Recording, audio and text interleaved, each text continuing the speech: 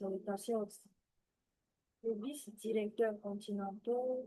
Salutations à nos différents directeurs continentaux des divers départements. Salutations à nos leaders régionaux, ainsi que nos leaders nationaux et toutes les familles bénies présentes ici ce soir.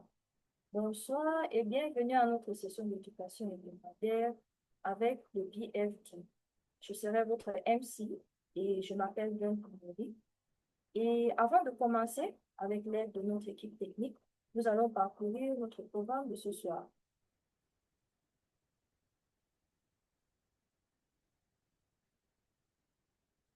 OK. Alors, tout d'abord, nous allons saluer notre parent céleste et notre cher parents tous ensemble, suivi par la récitation de la promesse de famille numéro 5. Après cela, nous allons avoir notre prière d'ouverture, lecture de Mundoké. Ensuite, nous allons inviter notre directeur continental de l'Afrique pour le opening remarks. Ensuite, nous aurons la lecture qui nous sera faite par Madame Aoulou. Après cela, nous allons avoir notre session de questions-réponses. Après la session de questions-réponses, nous allons avoir notre closing remarks qui nous sera donné aussi par notre révérend Fadima. Bien sûr, nous aurons des différentes annonces par différents décrets. Après cela, nous allons avoir notre prière de clôture, salutation et pour finir, la photo des familles. Alors à présent, nous allons saluer notre parent céleste, nos parents. Pour ceux qui sont dans la salle, peuvent se mettre debout pour notre bénie prosternation. Choncho, Chanji et Champomunige, Kyombe, Baro.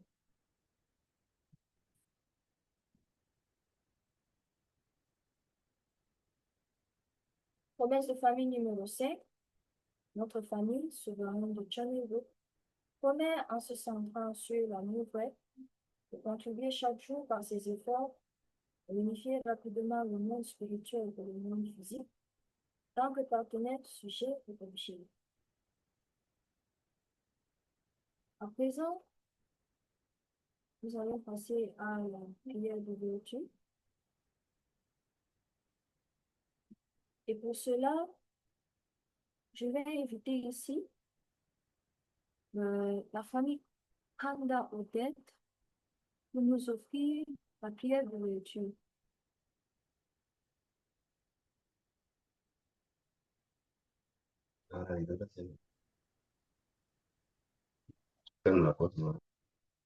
Merci beaucoup de nous avoir donné la parole.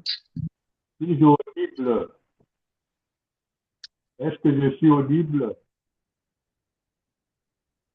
Ok.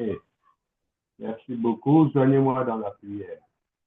Éternel notre Dieu, parent céleste, victorieux du ciel et de la terre et de toute l'humanité, nous te sommes encore infiniment remerciants pour ce grand jour où nous sommes rassemblés ici pour partager, parent céleste, cette parole céleste, qui va transformer, qui va changer nos vies, parole céleste, pour pouvoir devenir, parole céleste, des êtres restaurés, parole céleste.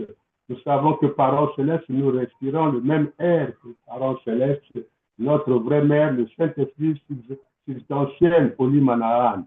Parole céleste, pour cela, parole céleste, nous te sommes encore, parole céleste, reconnaissants.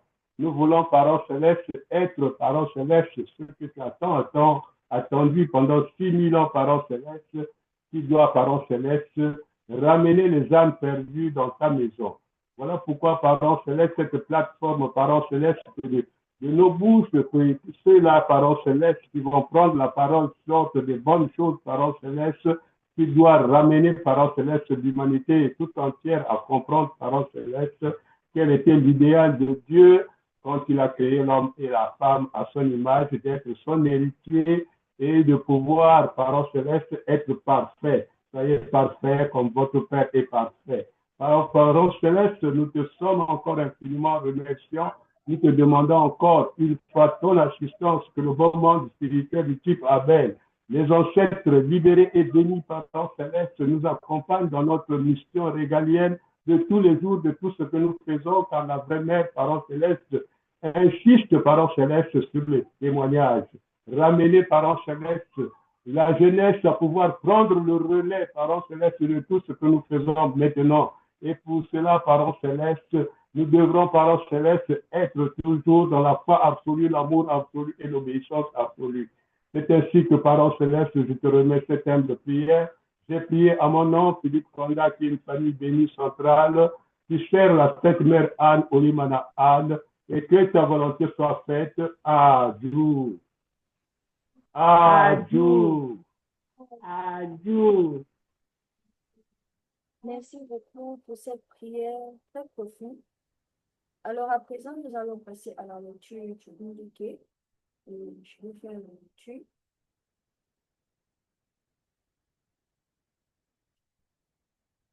Le Windoké est un extrait du discours Les vraies familles portent d'entrée au royaume des cieux.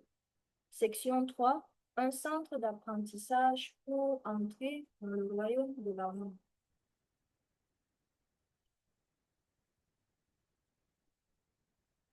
La volonté de Dieu est de réaliser le royaume de l'amour. Autrement dit, elle a pour objectif de développer et d'étendre au monde entier l'idéal de l'amour. La famille, c'est le lieu d'entraînement où l'on acquit des crédits, comme dans nos études, depuis l'école primaire jusqu'à la licence, puis au doctorat. Élargissez la famille et vous avez le monde. Regardez le monde attentivement. On y trouve des grands-parents et des grands-mères et des adultes comme vos oncles et tantes, des gens semblables à vos frères et sœurs aînés, des jeunes et des enfants. C'est donc un monde où des personnes de tout âge, des personnes âgées et d'âge moyen, des jeunes et des enfants vivent ensemble comme une même famille aux dimensions considérables, composée de multitudes de gens. La famille est la plus petite entité dans le royaume des cieux. Elle joue le rôle de centre de formation et de guide d'études. Elle est constituée de personnes de niveaux différents. Les grands-parents, les parents, le mari et la femme, les frères et les sœurs. Chaque niveau peut s'élargir et inclure tous les citoyens de la planète d'âge similaire.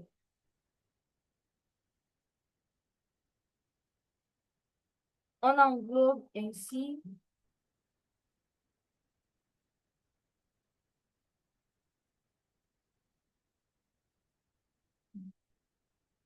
une seule famille qui aime l'humanité entière autant que ses propres membres et dans laquelle les parents vivent autant pour le monde que pour leurs propres enfants, peut hériter du royaume des cieux.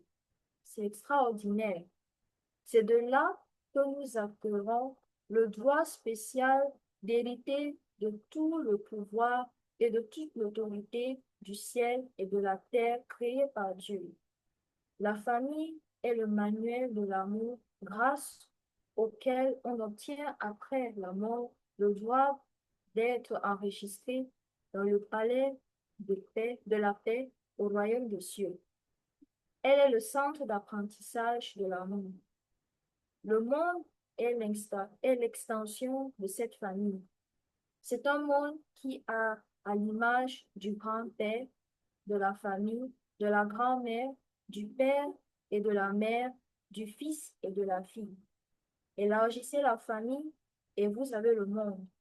En conséquent, si vous aimez l'humanité entière autant que votre famille, autant que vous aimez Dieu dans le cadre de votre famille, en route, tout droit sera tracé pour vous vers le royaume des cieux.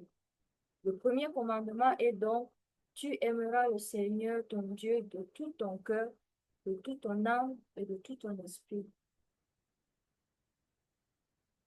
Le deuxième commandement est, tu aimeras ton prochain comme toi-même. Si vous aimez Dieu, Et si vous aimez l'humanité, tout sera accompli. Sinon, toute formation spirituelle que que vous entreprendrez sera inutile.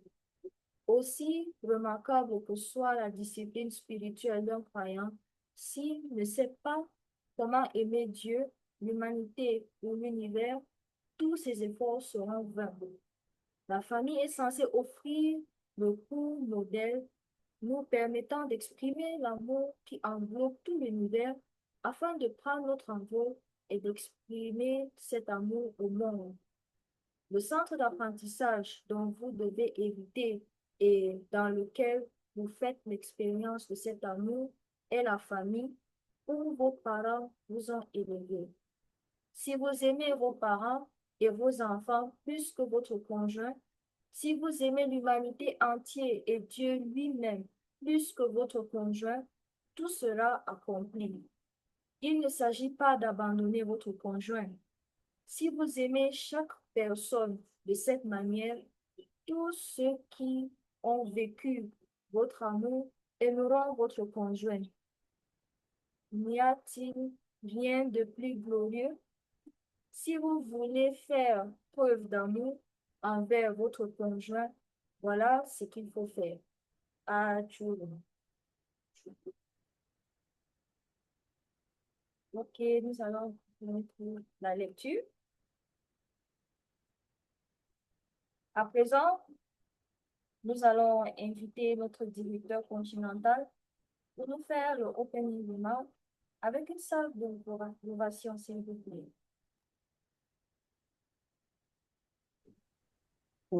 La prière d'ouverture.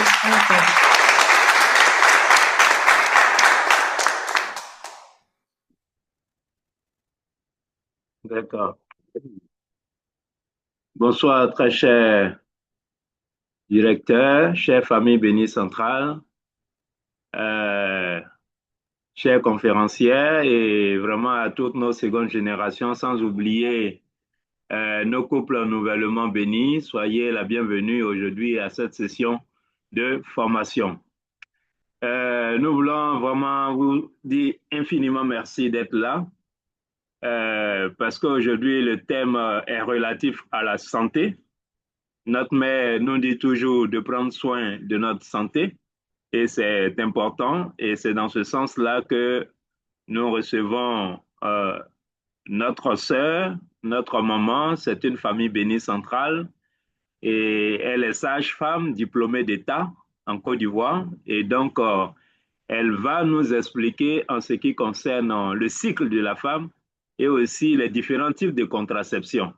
Parce que si nos couples nouvellement bénis ne connaissent pas les différents types de contraception, ils risquent de faire ce qui ne va pas dans le sens de la Fédération des familles pour la paix mondiale. Et c'est pourquoi il faille connaître cela et aussi connaître le cycle de la femme. Ce n'est pas seulement la femme elle-même qui doit le connaître, mais l'homme aussi doit le connaître pour qu'ensemble, ils puissent avoir la force de pouvoir appliquer leur planning familial. C'est très important pour ne pas que demain on ait, pour ne pas dire en griffe des grossesses indésirées, pour qu'il y ait d'autres situations. Donc, très chère famille bénie centrale, à nos couples nouvellement bénis, c'est une opportunité pour vous. Écoutez attentivement et si vous avez des questions, voilà, vous pouvez les poser. Ici, dans ce cadre de la santé-là, il ne faut pas avoir honte, il ne faut pas se gêner. Voilà, nous sommes là pour apprendre, pour connaître. Donc, si vous avez des questions, ne vous dites pas que c'est gênant. Et je vais poser, peut-être les gens vont penser que moi, j'aime le truc là plus que tout le monde. Donc, voilà, on n'est pas là pour ça, on est là pour poser des questions. Nous sommes une famille bénie centrale. La honte est restée dans le jardin de l'Éden, il faut bien le savoir.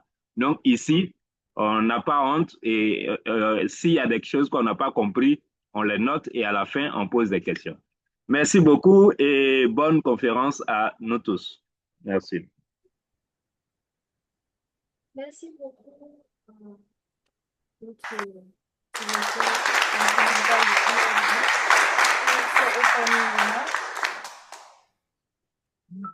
Okay. Bon, c'est dans ce même état d'esprit que nous allons inviter notre Madame Aoulou, qui a préparé ce thème avec beaucoup d'amour pour nous et nous allons l'inviter avec des choses anciennes.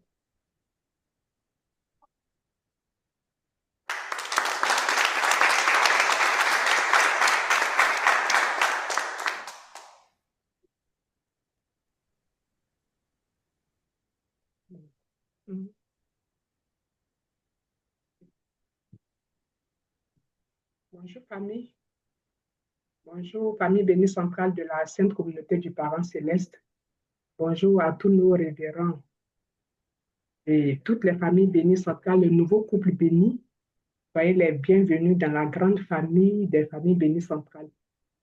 Moi, je suis très heureuse de vous retrouver ce soir parce que à maintes reprises, une ou deux fois, on a eu à partager ce thème-là, mais surtout seulement sur les méthodes contraceptives naturelles.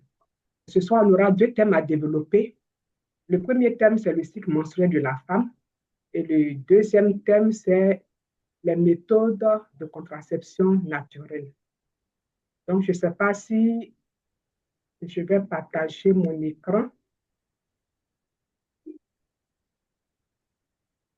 C'est bon? Non, vas-y, partage, c'est pas encore fait. C'est pas encore fait? Non, non. Ton petit n'est pas là pour t'aider? Il est avec moi, oui. Ouais, il peut t'aider à partager. D'accord, je vais partager alors.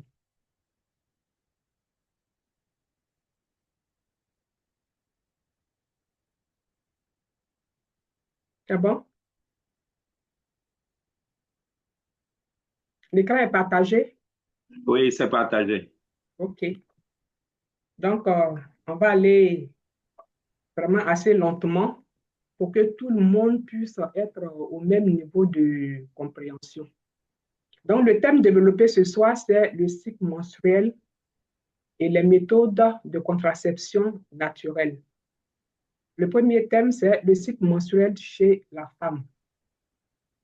Le cycle menstruel chez la femme est un processus mensuel qui prépare le corps à une éventuelle grossesse.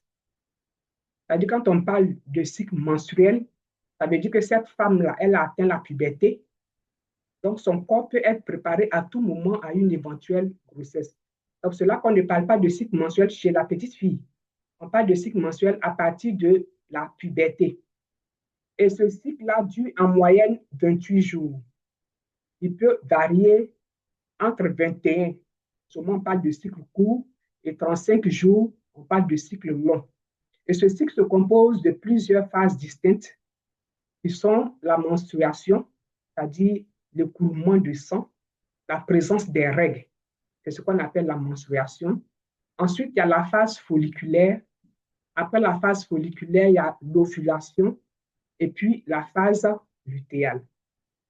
Donc, on va énumérer les différents types sans trop rentrer dans les détails, parce que si on veut trop rentrer dans les détails, ça va nous prendre assez de temps. Peut-être dans les questions-réponses, on aura beaucoup plus développé. Donc, la première phase, qui est la phase de menstruation, c'est la phase où la muqueuse utérine, c'est-à-dire l'intérieur de l'utérus, est éliminée. Et c'est l'élimination de l'intérieur de l'utérus qui provoque le saignement. Et cette phase dure généralement entre 3 et 8 jours. C'est-à-dire, ça dépend de chaque femme. C'est-à-dire, le saignement peut durer, la durée des règles peut durer entre 3, il y a des femmes qui vont jusqu'à plus d'une semaine, c'est-à-dire jusqu'à 8 jours. Après la phase de saignement, vient la phase folliculaire. Pendant cette phase, les ovaires produisent des follicules, c'est-à-dire des œufs. Les œufs. La femme a 2 ovaires et les ovaires produisent, chaque ovaire produit des follicules. Et l'un de ces follicules produits va arriver à maturation. Il sera dominant.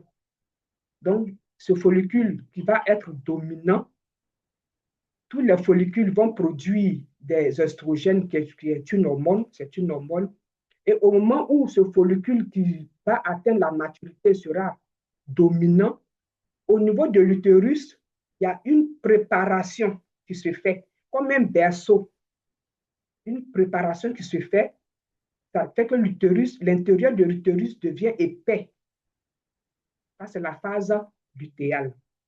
Donc, cet ovule qui est arrivé à maturation, on l'appelle l'ovocyte 2. Il arrive à maturation, il est prêt à être pondu. Et au moment où il va être pondu, pendant ce temps, il y a une préparation qui se fait au niveau de l'utérus, comme un petit berceau prêt à recevoir un éventuel bébé. Donc, après cette phase-là, vient la phase d'ovulation. C'est-à-dire, l'ovule qui est devenu dominant, qui est devenu mûr, sera pondu.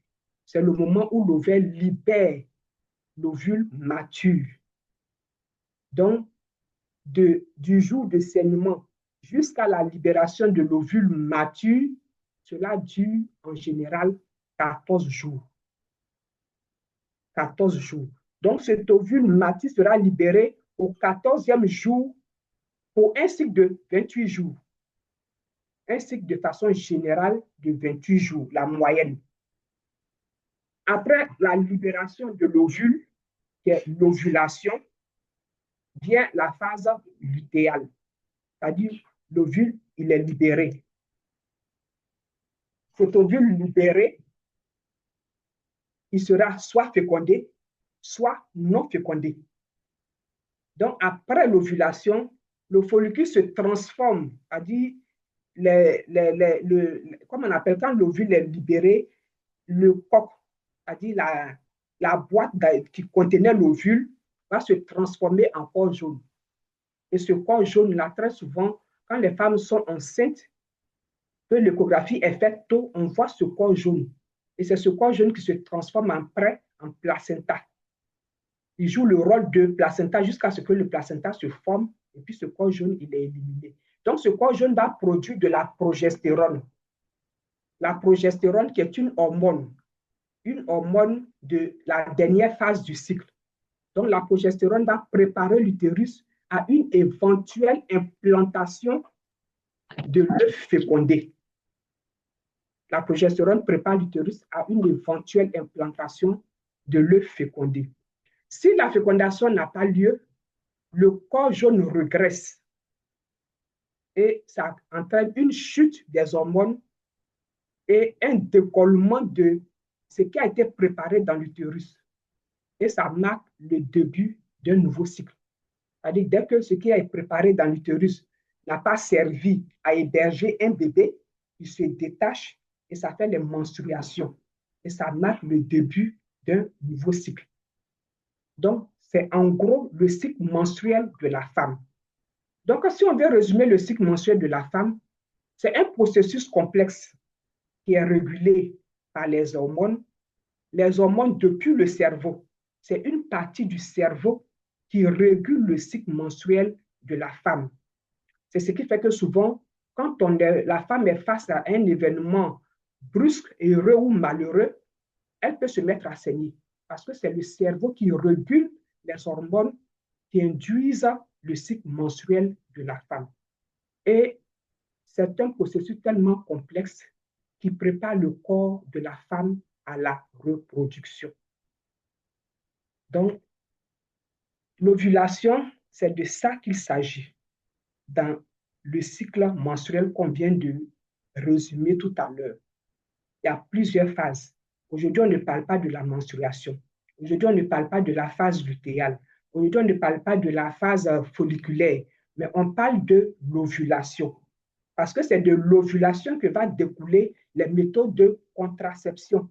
Quand on ovule, soit c'est fécondé, soit ce n'est pas fécondé. Quand c'est fécondé, on fait un bébé. Mais quand on n'est pas peut-être prêt à faire un bébé, ça veut dire quoi? Le bébé qui est dans la main est trop petit parce qu'en réalité, nous, les familles bénies centrales, on doit faire seulement. Révérend Bégré, c'est ça, non? On fait seulement. Mais au cas où celui qui est dans ta main est encore trop bébé, il faut quand même prendre des précautions pour qu'il puisse grandir un peu, pour que le corps de la femme même puisse retrouver tout ce qu'elle a perdu en transmettant au bébé qui est sorti. Donc, on va expliquer un peu l'ovulation. Si on comprend bien l'ovulation, on pourra comprendre comment utiliser les méthodes de contraception naturelle. Donc, l'ovulation. L'ovulation, c'est le moment où l'ovule est libéré de l'ovaire. C'est-à-dire, l'ovaire, on a 2 ovaires. Chaque femme a 2 ovaires. Chaque mois, un ovaire pond un œuf. Donc, quand l'ovaire pond l'œuf, c'est ce qu'on appelle l'ovulation, ou bien ponte ovulaire. Donc, l'ovulation, c'est le moment où l'ovule est libéré de l'ovaire. Et cela dure souvent 24 heures. Chez certaines femmes, on peut aller jusqu'à 48 heures. Et cette précision dans l'heure va nous permettre de mieux comprendre comment calculer la période de fertilité et puis mieux l'utiliser.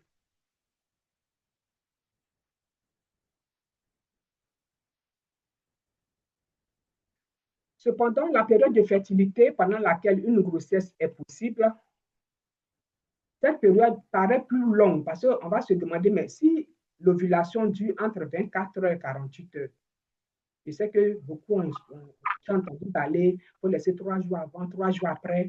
Mais pourquoi cette période de fertilité-là est longue? Elle est longue parce que les spermatozoïdes peuvent survivre jusqu'à 5 jours dans l'appareil génital de la femme. Les spermatozoïdes peuvent survivre jusqu'à 5 jours dans l'appareil génital de la femme.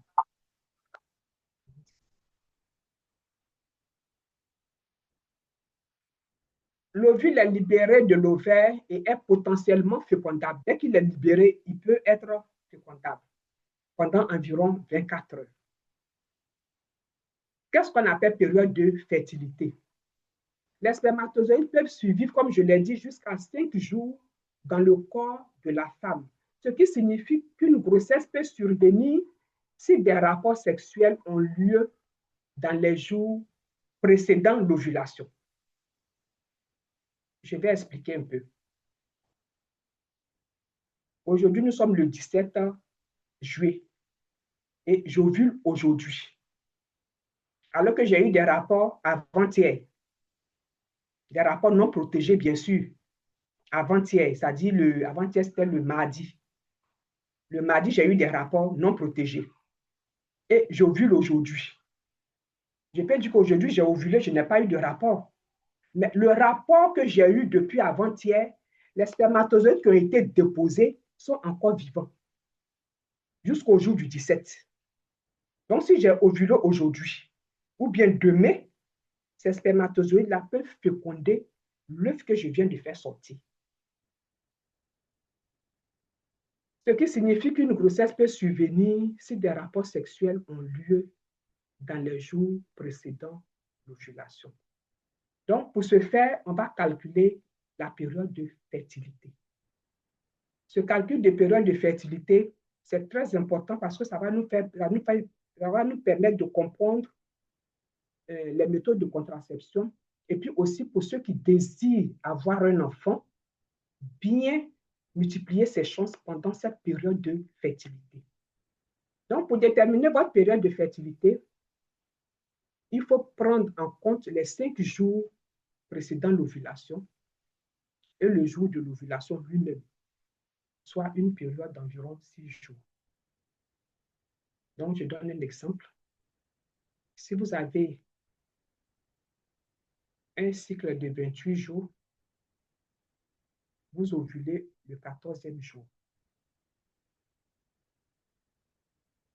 Si vous avez un cycle de 28 jours, vous ovulez le 14e jour.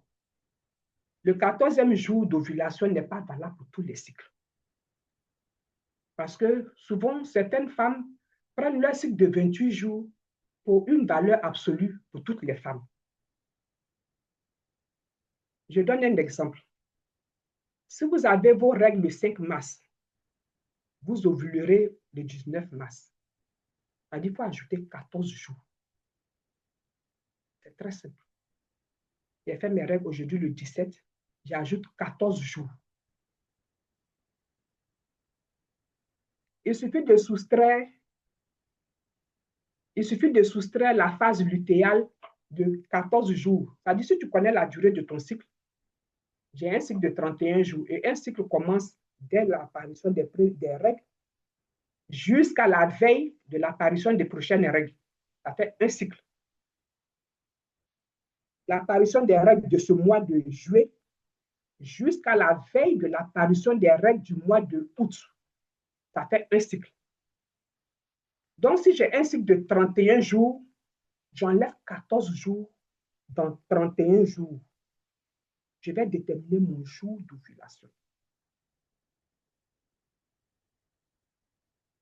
Le cas qu'on a vu tout à l'heure, le jour d'ovulation était le 14e jour parce qu'on avait affaire à un cycle de 28 jours. Donc, 28 moins 14, ça fait 14. Un cycle de 29 jours, 29 moins 14, ça fait 15. Donc, si toi, tu penses que ton jour d'ovulation, c'est le 14e jour, alors qu'en réalité, ton jour d'ovulation, c'est le 15e jour. Donc, c'est ce jour d'ovulation-là que tu mets soit 5 jours avant et par mesure de précaution 3 jours après. Et je mets mesure de précaution 3 jours après parce que on a dit que l'œuf de la femme fait 24 heures à 48 heures. Mais il peut y avoir des décalages dans l'ovulation. Si tu as ovulé la nuit, mieux vaut mettre 3 jours. Parce que si tu as mis un jour et tu penses que peut-être le deuxième jour, tu peux avoir les rapports, alors que ton œuf est encore d'actualité. Donc, quand on n'est pas prêt à faire un enfant, mieux vaut mettre la marge d'intervalle là beaucoup plus large. Là, c'est sûr qu'on ne sera pas face à des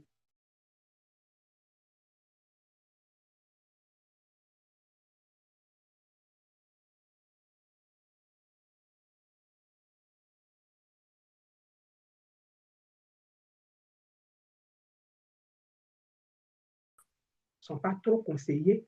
Donc, mieux vaut mieux comprendre les choses pour mieux appliquer les méthodes naturelles, pour pouvoir vraiment faire les choses bien, pour vraiment donner de la joie à la Holy Mother. Donc, c'est un peu la première partie du développement de mon thème, c'est-à-dire sur le cycle mensuel de la femme. Je ne sais pas si je vais parler en même temps de la deuxième partie avant de faire les questions-réponses, ou bien je m'arrête là pour le moment, et puis bien je fais tout, et puis je fais les questions-réponses. Révérend Degré, qu'est-ce que je fais? Je continue? OK, d'accord. Donc, on va attaquer la deuxième. On va attaquer le deuxième thème, qui sont les méthodes de contraception naturelle. Je tiens à lever un équivoque sur les méthodes de contraception naturelle. C'est vrai, nous parlons des méthodes de contraception naturelle parce que c'est bon de le savoir, parce que c'est la méthode la plus conseillée dans notre domaine. Mais il faut qu'on sache une chose. Pour une femme pour qui une grossesse est à risque pour sa vie, il ne faudrait pas qu'on dise, comme chez nous, on ne parle que de méthodes de contraception naturelle, je me contente de ça. Il faut que je puisse lever cet équivoque-là. Je suis du corps médical, on est là pour la santé de toutes les familles bénies centrales. Donc, il faut bien comprendre et savoir que si tu n'as pas un problème de cardiopathie, un problème rénal, un problème d'insuffisance hépatique, c'est-à-dire un problème de santé qui peut vraiment mettre ta vie en danger avec une grossesse, les méthodes de contraception naturelle, c'est ce que nous pratiquons chez nous. Donc, on va commencer. Il existe plusieurs méthodes naturelles de contraception. Cependant, il faut bien avoir en tête que ces méthodes ne sont pas toujours efficaces. Ou ces méthodes ont une fiabilité qui dépend de nombreuses conditions. Donc, ça veut dire qu'on doit être vraiment attentif. Parce que si ces méthodes ne sont pas bien comprises, on va trouver que ce n'est pas efficace. Mais quand c'est bien compris, on utilise ça sans problème. Le risque de grossesse peut être important quand ces méthodes ne sont pas bien comprises. Et pour ces méthodes de contraception naturelle, il faut qu'on sache que ces méthodes-là ne nous protègent pas contre les maladies sexuellement transmissibles, ni le VIH. Peut-être VIH, on peut dire, bon, nous, on est clean. Mais les maladies sexuellement transmissibles, c'est des choses qui peuvent venir d'un moment à l'autre. Il suffit d'utiliser des toilettes pas trop saines, on peut avoir une maladie sexuellement transmissible qu'on peut transmettre. Donc, peut-être que je vais soumettre au révérend de sorte que peut-être après on puisse parler de ces genres de thèmes. Donc, la première méthode qui souvent est utilisée, mais que chez nous, peut-être on peut dire que ce n'est pas trop conseillé compte tenu des croyances religieuses, c'est le coït interrompu. Je vais expliquer. Ce coït consiste à retirer le pénis du vagin avant l'éjaculation. Mais ça, il faut être très rapide.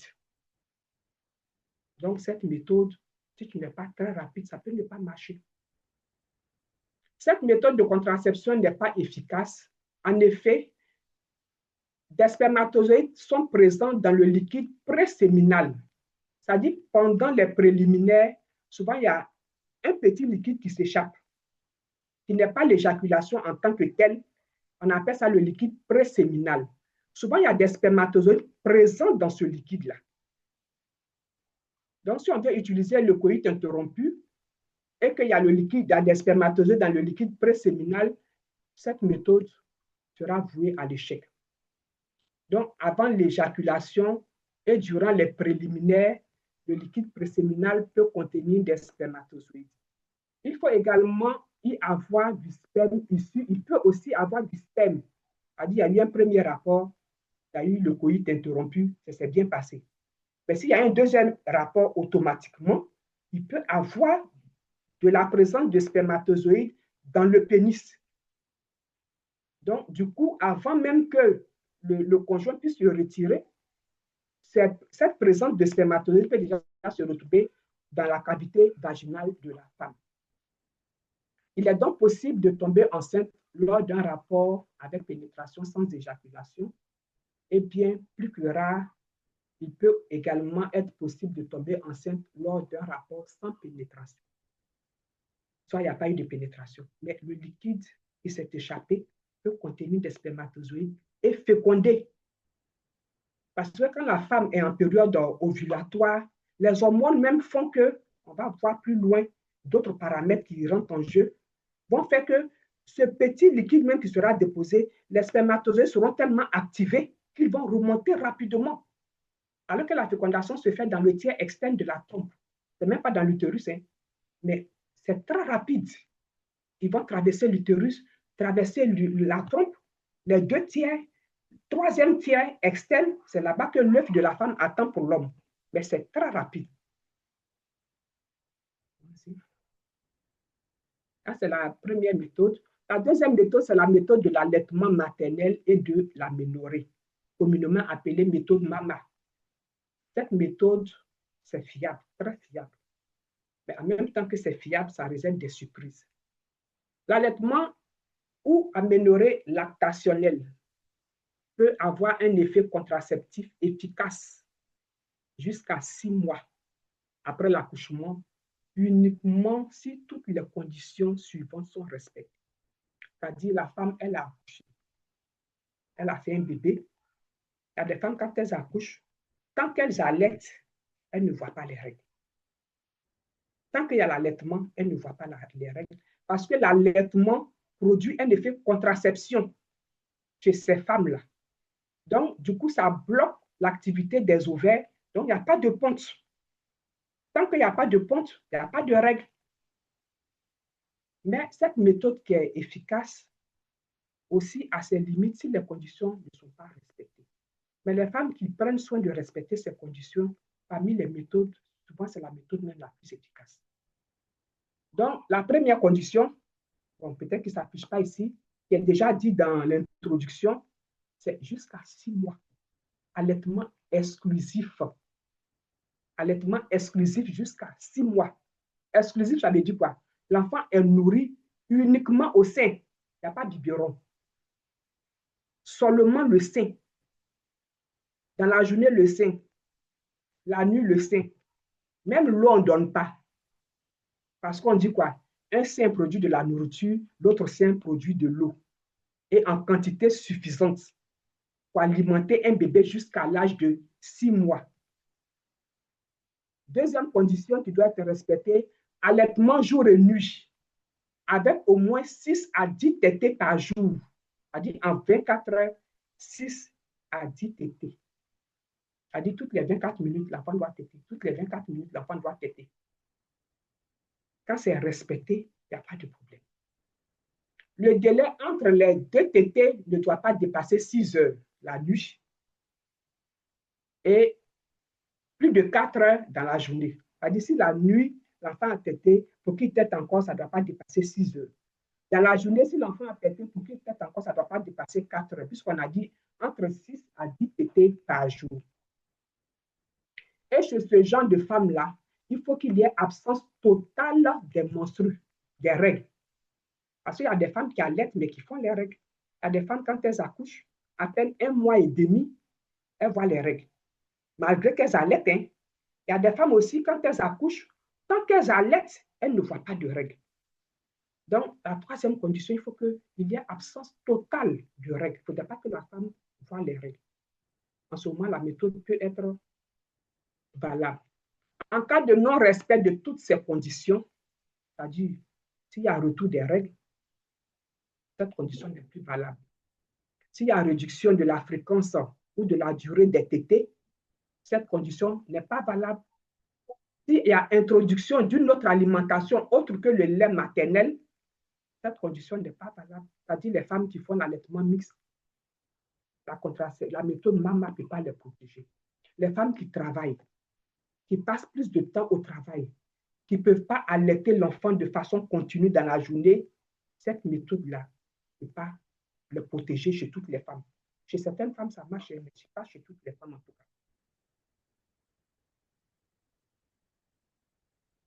Ou bien, dès que l'enfant atteint l'âge de 6 mois, de façon naturelle, la méthode MAMA n'est plus fiable. Parce qu'on dit que c'est une méthode qui est fiable jusqu'à 6 mois. Parce que c'est à partir de 6 mois que commence le sévrage du bébé. Le sévrage, ce n'est pas arrêter le sein. Le sévrage, c'est l'introduction dans l'alimentation de l'enfant de autre nourriture que le sein. C'est ce qu'on appelle le sévrage. Donc, une fois on introduit dans l'alimentation de l'enfant autre nourriture que le sein, à partir de ce moment commence le sévrage. Le sévrage commence à partir de 6 mois. Il convient d'utiliser une autre méthode de contraception car l'allaitement n'est plus contraceptif. C'est-à-dire, dès que l'enfant atteint 6 mois, si les règles ne sont toujours pas venues, tu peux utiliser la méthode MAMA, mais associée à une autre méthode. Troisièmement, la méthode du calendrier ou méthode des jours fixes ou abstinence périodique.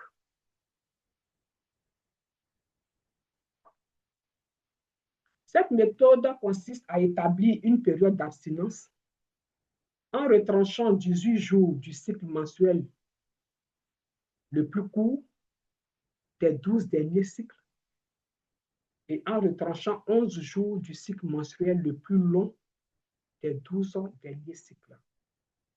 C'est-à-dire, on donne un exemple, si le cycle mensuel le plus court des 12 derniers, le plus long des 12 derniers cycles est de 29 jours, et le cycle mensuel le plus court est de 26 jours, l'abstinence doit être respectée entre le jour 8, c'est-à-dire le cycle le plus court qui est de 26 jours moins 18, et le jour 18, c'est-à-dire le cycle le plus long, moins 11 jours de chaque cycle. C'est-à-dire tu prends sur un an, c'est-à-dire 12 mois. Dans les 12 mois, tu retranches tous tes cycles qui ont été longs, tu les mets à part, et tu retranches tous tes cycles qui ont été courts, tu les mets à part. Et tous les cycles courts, tu retranches 18 jours. Tous les cycles longs, tu retranches 11 jours.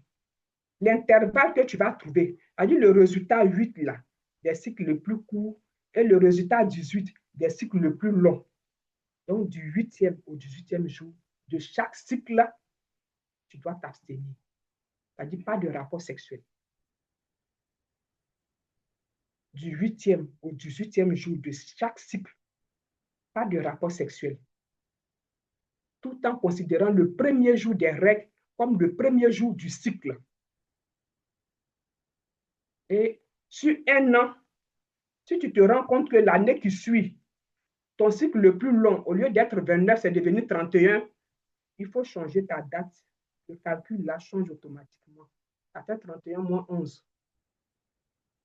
Ça fait 20 jours, 20e jour. Ce n'est plus 18e jour. Si ton cycle le plus court, au lieu de 26, passe à 24, ça fait 24 moins 18. Parce qu'il y a des femmes qui, dès qu'elles finissent les règles, dès que déjà la période d'ovulation commence, c'est des femmes qui ont les cycles très courts là. Il y a des femmes qui ont les cycles de 21 jours, 22 jours.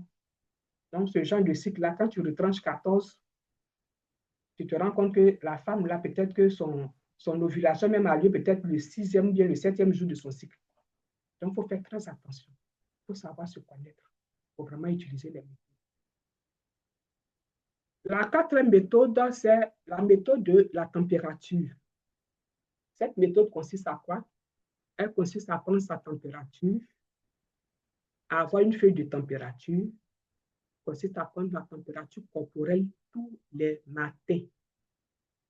Et tu observes les changements. C'est-à-dire, dès que les règles sont là, le premier jour des règles, tu payes ton thermomètre.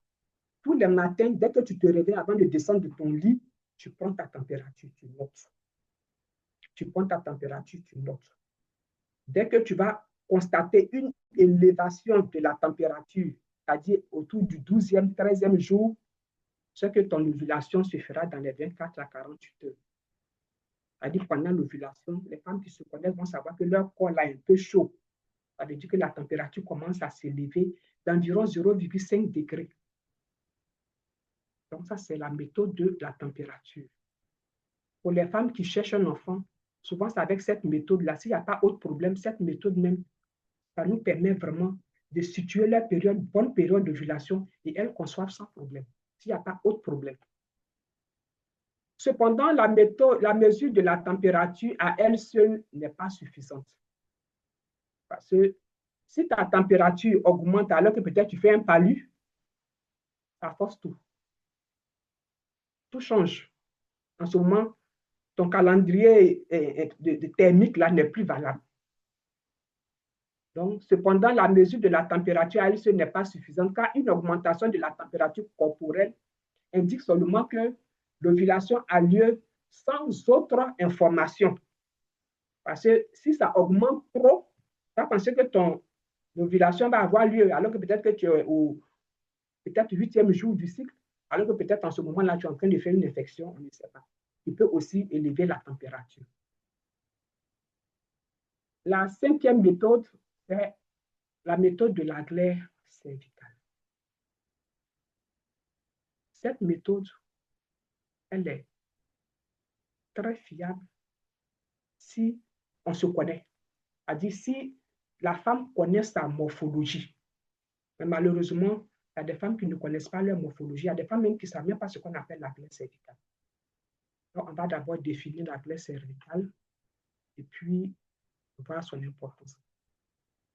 L'observation de la glaire cervicale consiste à consigner quotidiennement, c'est-à-dire dès que les règles finissent, plusieurs fois par jour, à partir du dernier jour des règles, c'est-à-dire dès que les règles finissent, les changements au niveau des sécrétions vaginales.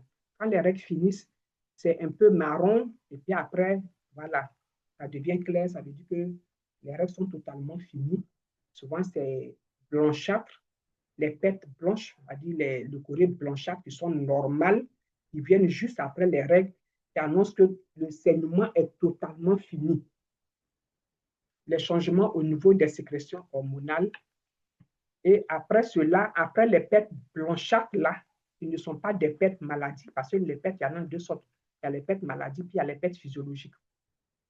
Donc, après ces pêtes blanchâtres qui vont sortir, la glaire commence à sortir. La glaire devient de plus en plus abondante au fur et à mesure qu'on avance vers le milieu du cycle. puis de plus en plus collante, de plus en plus filante, de plus en plus claire et de plus en plus liquide. Et la glaire, l'aspect, c'est comme c'est transparent, c'est comme de la mauve en fait. Pour celles qui ne connaissent pas la glaire, c'est comme de la mauve. Lorsque les règles finissent, les 2 jours, 3 jours, 4 jours qui suivent les règles, souvent quand tu mets le doigt dans le vagin, tu retires quelque chose qui est gluant, tu peux même tirer dessus. C'est comme de la mauve, mais c'est transparent. Plus tu tires dessus, plus c'est filant, ça veut dire que l'ovulation est proche. Les rapports sont autorisés uniquement lorsqu'aucune sécrétion n'est présente. Parce que la glaire, c'est cette glaire-là qui assure le transport des spermatozoïdes. C'est ce qui a fait que c'est ce qui me faisait dire que quand on fait le coït interrompu et que tu es en période d'ovulation et que la glaire est active, c'est-à-dire elle est filante, elle est claire, elle est liquide, il suffit de quelques spermatozoïdes, la glaire capte ça et rapidement, c'est le transport. C'est comme si les spermatozoïdes ont eu un avion, hein, automatiquement ils se retrouvent du côté de l'ovule. Ils se trouvent au tiers externe de la trompe. Donc, lorsque la femme observe ça, et quand elle met le doigt à l'intérieur d'elle, au moment où elle voit la glaire, pour être beaucoup plus sûre que c'est la glaire qui s'échappe, même quand elle touche le col est un peu entrouvert. Celles qui ont l'habitude de s'auto-examiner sauront de quoi je parle. Le col est un peu entrouvert, comme prêt à recevoir quelque chose. Et on se rend compte que cette glaire-là provient du col. Parce que quand tu retires le doigt, la glaire est beaucoup sur le doigt. Et pendant cette période, quand tu veux un enfant, c'est le moment propice. Mais quand tu ne veux pas d'enfant, une fois que tu vois la glaire, pas de rapport sexuel. L'abstinence totale. Il n'y a même pas à faire de dire tu vas faire coït interrompu. Parce que quand la glaire est là, mieux vaut ne même pas s'amuser. Donc, les rapports sexuels sont autorisés uniquement lorsqu'aucune sécrétion n'est présente et sont limités à 1 jour sur 2, car le sperme peut être confondu aussi à la glaire. Tu peux avoir des rapports et quand le sperme aussi est gluant, tu peux penser que c'est quand même c'est la glaire qui est là, quand en réalité, ce n'est pas la glaire. Et tu peux te tromper de présence même de glaire. Les femmes ayant recours à cette méthode ne doivent pas recourir à des douches vaginales. Quand tu prends ta glaire cervicale comme méthode de contraception, il faut éviter les toilettes intimes. Parce que si tu fais les toilettes intimes, tu ne pourras jamais observer ta glaire. Et du coup, tu vas dire que tu ne sécrètes pas de glaire alors que tu es dans ta période de fertilité. Donc, tout ce qui est spray ou bien les crèmes d'hygiène intime, tout ça là, on n'utilise pas parce que c'est des choses qui peuvent modifier la structure de la glaire cervicale. La 6e méthode, c'est la méthode symptothermique qui associe la méthode de la température corporelle avec les méthodes du calendrier et de la glaire. Les 3 combinés, ça rend la chose encore plus efficace. Comme on l'a dit, une infection peut faire mal interpréter la méthode de température. Une toilette intime faite peut faire mal interpréter la méthode de la glaire cervicale. Donc, la méthode du calendrier, la méthode de la glaire cervicale et la méthode de la température corporelle, les 3 combinés donnent plus d'assurance dans l'utilisation des méthodes contraceptives naturelles. Et ce que je peux dire de ces méthodes, c'est que ce qui est bien dans ces méthodes de contraception, c'est des méthodes qui se font avec ces méthodes, il y a vraiment un rapprochement du couple. Parce que c'est le couple qui assure la garantie de ces méthodes-là. La femme seule ne peut pas utiliser ces méthodes si son mari n'est pas consentant. Parce qu'on a observé que dans tous les cas, il y a abstinence, abstinence, abstinence. Donc, la femme ne peut pas imposer cette méthode à son conjoint. C'est les deux d'un commun accord. Et ça crée un rapprochement. Ce n'est pas comme les autres méthodes chimiques où quand le monsieur ne veut pas, la femme s'en va, elle se fait piquer. Et souvent, c'est nous-mêmes les sages-femmes qui gardons leur carnet. C'est-à-dire le carnet reste avec nous pour ne même pas que le monsieur sache. Et son rendez-vous arrive, on l'appelle, elle vient, elle pique. Alors qu'avec ces méthodes de contraception naturelle, ça crée un rapprochement. Le conjoint et la conjointe d'un commun accord décide vraiment, telle période, on doit avoir tel enfant, tel nombre d'enfants. Nos enfants, ça doit être espacé de 2 ans, de 3 ans, pour que la femme ait le temps de vraiment retrouver tout ce qu'elle a donné au premier enfant. Et c'est le rapprochement. Et ce qui est encore favorable dans ces méthodes de contraception naturelle, en même temps que ça nous empêche de concevoir quand on n'est pas prêt à concevoir, quand on désire aussi concevoir, ce sont ces mêmes méthodes qu'on utilise. Avant d'avoir recours aux médicaments, ce sont ces mêmes méthodes naturelles qu'on utilise pour pouvoir féconder et avoir des enfants. Donc, franchement, excusez-moi si je n'ai pas été vraiment à la hauteur, mais de façon un peu globale, voilà ce que je voudrais vous présenter ce soir sur le cycle menstruel et les méthodes de contraception naturelle. Merci beaucoup. Merci beaucoup pour cette très belle présentation. Et donnons des ovations, s'il vous plaît. Et maintenant, nous allons passer à une étape un peu plus interactive, les questions-réponses. Comme le révérend Burger avait dit au début, nous ne devons pas avoir honte, même quand nous sommes en train de poser les questions, nous ne devons pas avoir honte. Alors, pour que se déroule notre session de questions-réponses, nous allons juste lever la main pour que l'équipe technique puisse nous voir et nous permettre d'ouvrir notre micro et vous pouvez poser votre question. Mais n'oubliez surtout pas de refermer votre micro après avoir posé votre question. Ou bien si vous avez le trac ou un autre empêchement, vous pouvez simplement laisser votre question dans le chat. Nous ferons en sorte que ces questions se retrouvent. J'espère que vous êtes prêts. Nous avec la session de questions et réponses.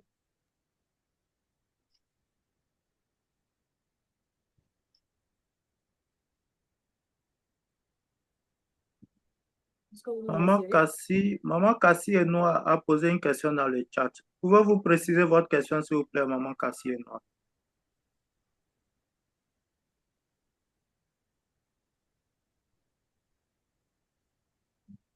Okay. Am I audible? Good evening, our regional blessed family. Reverend Begre. Régional, Révérend Begré, suis-je audible? Ah oui, vous êtes audible.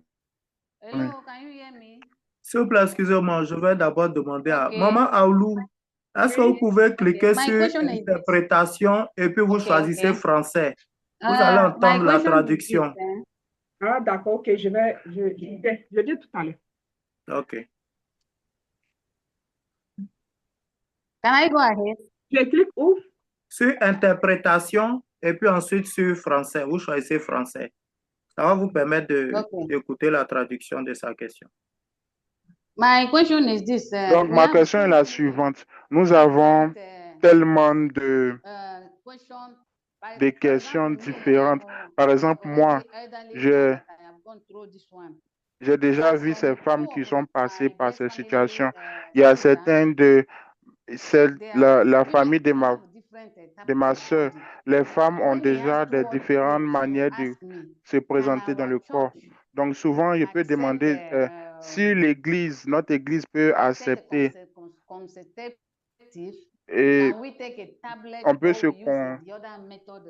on peut prendre les médicaments ou on peut utiliser les autres méthodes. Donc, toutes les méthodes ne sont pas acceptées dans la famille bénie. Donc, la méthode acceptée est la méthode que la mère nous a montrée. Donc, j'ai montré à l'homme d'utiliser la méthode naturelle. Donc, lorsqu'ils ont utilisé la méthode naturelle, donc ma grande surprise, ils m'ont vu encore. J'ai atteint un autre enfant. Donc, on a utilisé la méthode naturelle. Donc, les deux ont passé à travers cette situation dans ma zone. Donc, ce que j'ai vu, lorsqu'ils ont donné la méthode naturelle, dans le processus d'avoir, ils ont eu des jumeaux. Donc, ce processus que je les ai dit de faire, d'utiliser la méthode naturelle. Donc, dans cette situation, qu'est-ce qu'une famille bénie peut faire? Nous, en tant que famille bénie, qu'est-ce qu'on peut faire? Donc, il y a beaucoup de questions comme ça. Qu'est-ce que je dois leur dire à part les méthodes naturelles on utilise? Quelles autres méthodes on peut utiliser pour limiter les naissances? Et la deuxième est que, est-ce que les familles bénies centrales peuvent utiliser les surrogates? Donc, enlever les œufs de votre mari. Donc, est-ce que les familles bénies peuvent utiliser cette méthode pour aider les autres familles bénies qui n'ont pas d'enfants? Prendre les œufs de votre mari, c'est-à-dire le spermatozoïde donné.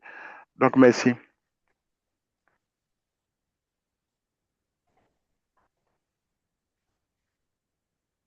Ok. Donc, j'espère que... La méthode de mère porteuse, je crois. Maman Oulou, est-ce que vous avez compris la question? C'est ça? Oui, c'est l'insémination. Oui, l'insémination, oui. L'insémination, ok.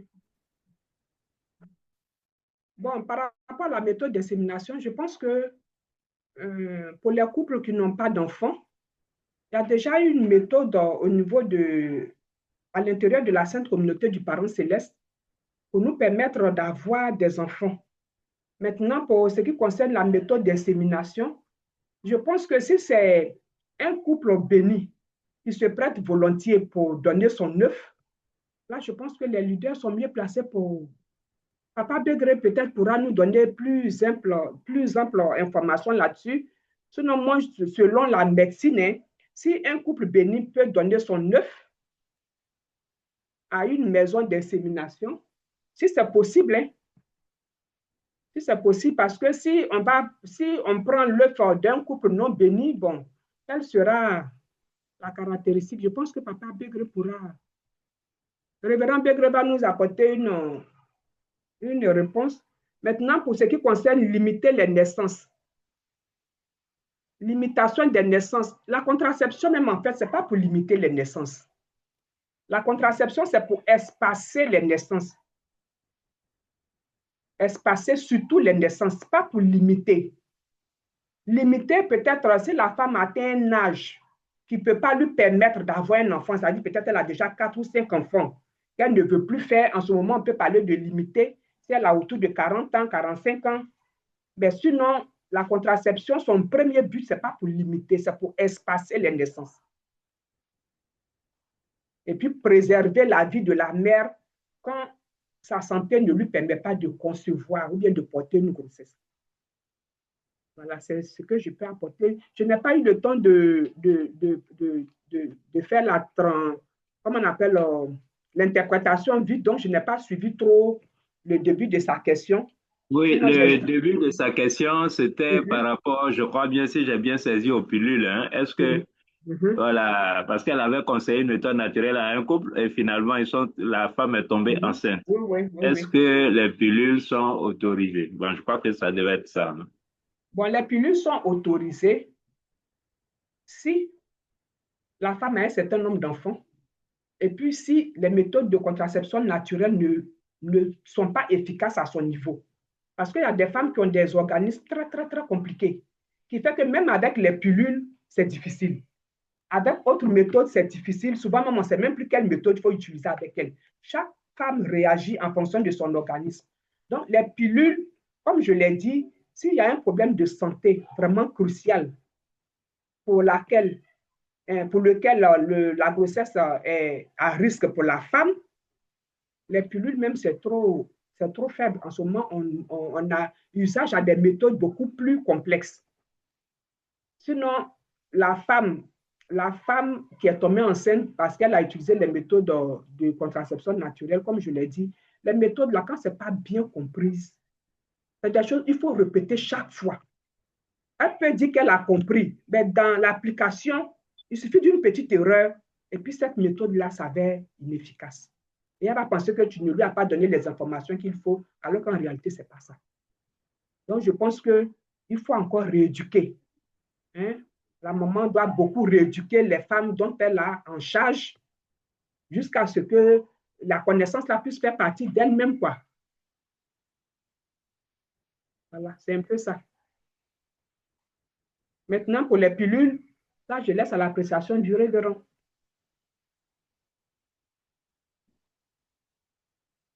Mon révérend. Oui, je suis là. Les pilules, les méthodes chimiques, est-ce que...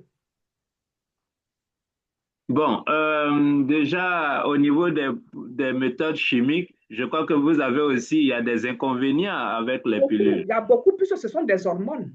Voilà, à long terme, ça provoque d'autres situations chez la femme. Bien sûr, bien sûr. Voilà, vous comprenez. Et ça peut même aller jusqu'à peut-être sur le risque de ne même plus avoir encore d'enfants.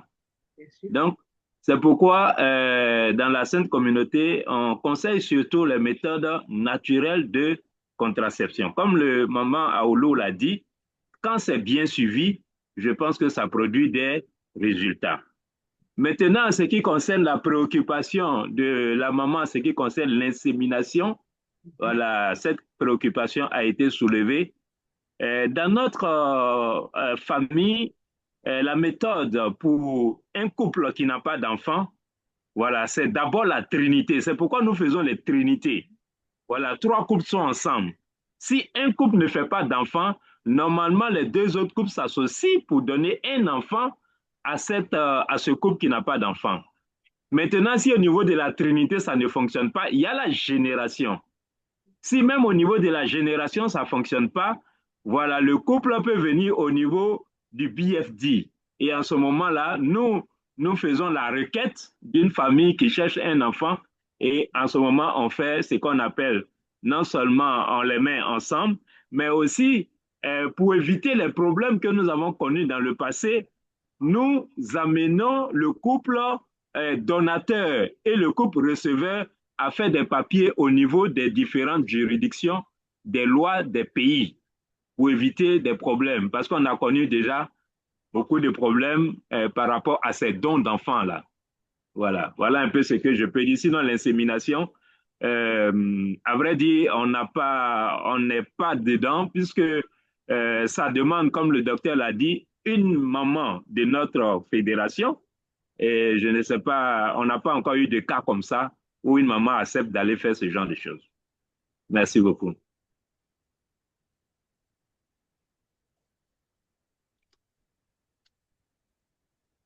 Autre question? Ok, nous avons Valérien Kissembe. Vous pouvez ouvrir votre micro. Oui, bonsoir. Bonsoir, chère famille Béni Centrale. Je suis Valérien depuis Kinshasa, en RDC. J'ai 3 petites questions que je voulais adresser à notre maman. Premièrement, d'abord, j'ai une remarque. Notre maman a beaucoup utilisé des termes purement techniques et d'autres choses, on n'a pas bien compris. Ma première question est que, est-ce que pendant le saignement ou soit pendant le règle d'une femme, est-ce que cette femme peut tomber enceinte? Et deuxième question est que, comme vous nous avez dit, il y a le cycle court et le cycle long. Vous avez dit, est-ce que c'est le 14e jour pour ces 2 cycles-là pour l'ovulation? Et la dernière est que pendant le règle, est-ce que c'est interdit de faire des rapports ou soit il y a des conséquences? C'est ça ma question. Merci beaucoup. Ok, merci. Je réponds en même temps. Hein? Oui, maman. D'accord. Bon, pour la première question, est-ce que la femme peut tomber enceinte s'il y a des rapports pendant les règles? C'est la première question, c'est ça? Oui. Je dirais oui. Oui, parce que c'est des cas qu'on a vus, qu'on a vécu. Tout ça pour dire combien de fois, souvent, la science peut être un peu limitée et combien de fois la main de Dieu est au-dessus de tout. Il y a des femmes qui ovulent pendant les règles. Il y a des femmes qui ovulent pendant les règles. Et à notre niveau, on appelle ça trouble du cycle. C'est-à-dire, pendant l'activité génitale d'une femme, il peut avoir des troubles. Comme je l'ai dit, la femme a 2 ovaires. Un ovaire peut pondre, ça ne va pas féconder, ça va devenir règle. L'autre ovaire peut être dystrophique, c'est-à-dire il peut mal fonctionner. et il peut pondre de façon anarchique. Et au moment où la femme est en train de faire les règles, l'autre a déjà pondu. On appelle ça trouble du cycle. Et si les rapports sexuels ont lieu pendant les règles, cette femme-là peut être fécondée.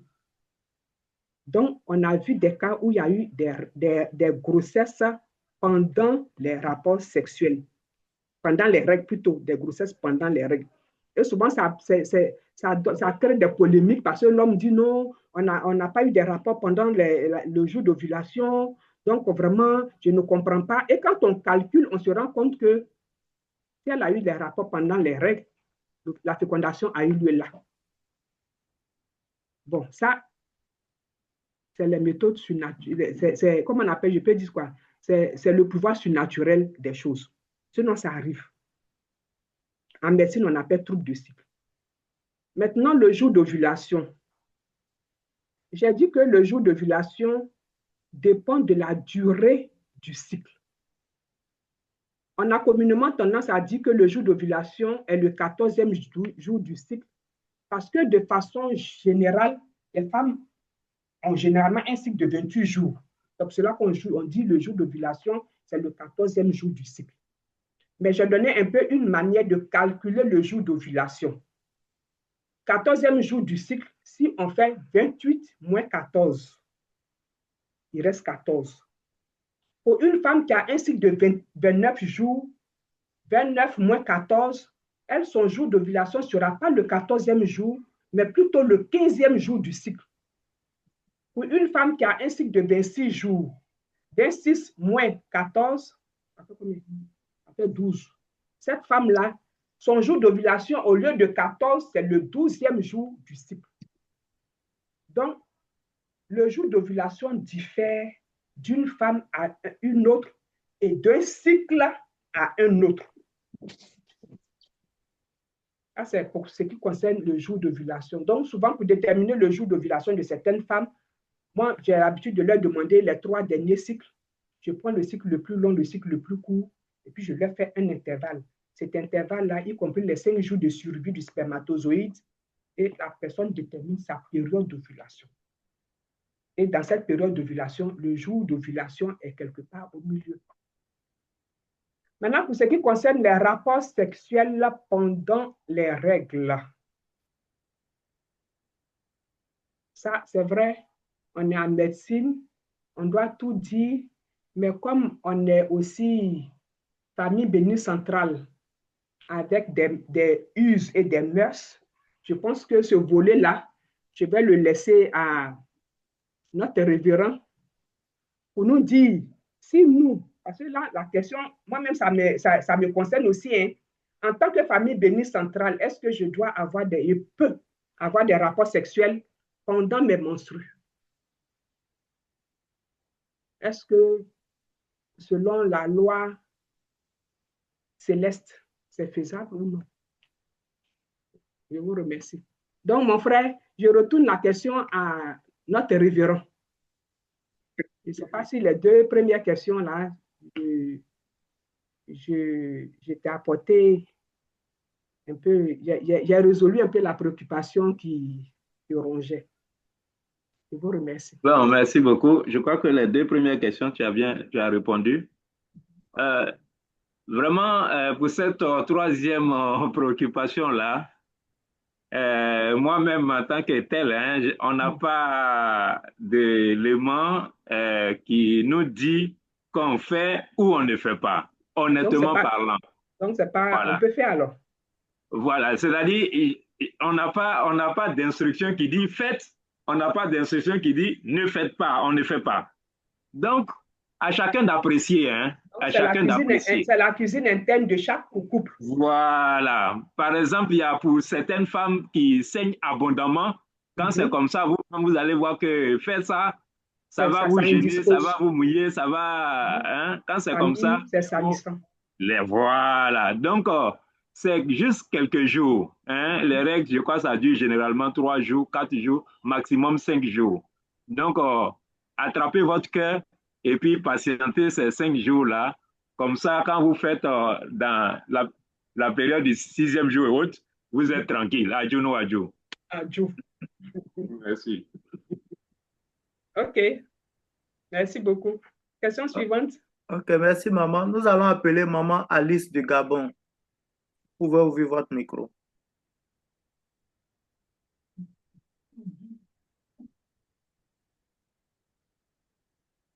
Votre micro n'est pas ouvert. C'est pas ouvert. OK, maintenant vous êtes audible. Je disais bonsoir au révérend. Bonsoir à notre intervenant, maman. Merci beaucoup pour les enseignements. J'ai des petites questions. Concernant la glaire cervicale, est-il possible de concevoir sans pour autant palper la glaire? Et c'est aussi important, comment je vais dire, ça peut arriver que vous avez passé le rapport 2 jours avant l'ovulation. La médecine nous recommande de ne pas bien nous laver ou bien de ne pas introduire les doigts dans le vagin. La matière de sperme est encore dans le vagin. Est-ce que c'est possible de palper ou de voir la glaire cervicale?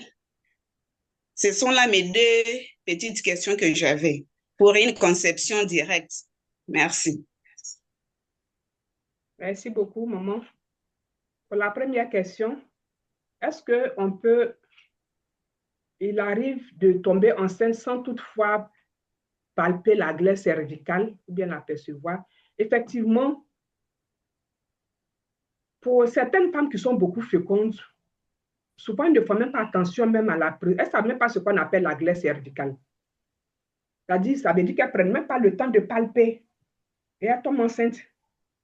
Mais souvent, c'est quand les femmes sont en désir de maternité qu'elles se rendent compte que la glaire cervicale est très importante dans la conception.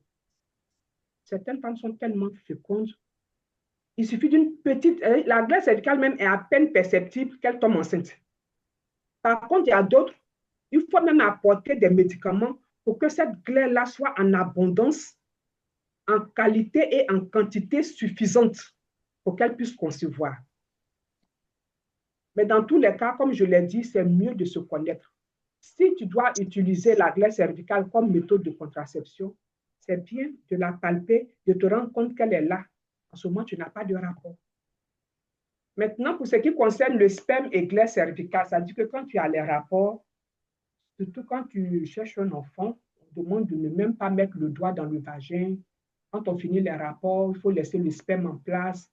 Parce que quand on met le doigt pour retirer, souvent la quantité qu'il faut pour les spermatozoïdes, quand cette quantité et cette qualité n'est pas atteinte, il n'y a pas de fécondation.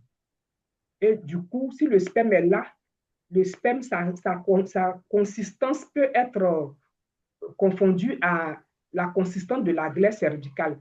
Donc, du coup, c'est difficile de pouvoir tâter ta glaire et de savoir que c'est vraiment une glaire. Et là, je l'ai expliqué dans mon exposé pour dire que la méthode de la glaire cervicale, souvent, elle fait défaut lorsqu'on a les rapports et que le sperme est combiné à la glaire cervicale. C'est difficile de faire la différence. Mais n'empêche que, au fur et à mesure que si tu connais vraiment ta glaire cervicale, tu peux quand même faire, il y a quand même une différence entre la glaire cervicale et puis le sperme. Parce que quand la glaire cervicale est filante, le sperme n'est pas aussi filant que la glaire cervicale. Le sperme n'est pas filant. La glaire cervicale, elle est filante. Et pour faire la différence entre la glaire cervicale et le sperme, quand tu vas tâter ta glaire et qu'elle se trouve entre ton doigt, c'est-à-dire entre le majeur et puis le pouce, tu tires dessus. Quand tu tires dessus, une bonne glaire ne doit pas s'entrecouper. Je ne sais pas si je vais montrer ça à l'écran, comment on fait pour tirer dessus. Tu tires dessus et au fur et à mesure que tu tires, c'est comme un fil. Ça devient filant et ça devient long. Plus tu dilates le pouce et le majeur, plus tu le dilates, plus la glaire tire dessus, ce qui est différent du sperme. En ce moment, tu peux savoir si tu as une bonne glaire ou pas. Parce que quand la glaire n'est pas bonne, on ne peut pas concevoir. Quand la glaire n'est pas bonne, tu ne peux pas savoir si tu dois utiliser cette méthode ou pas. Donc, c'est un peu le problème. Merci.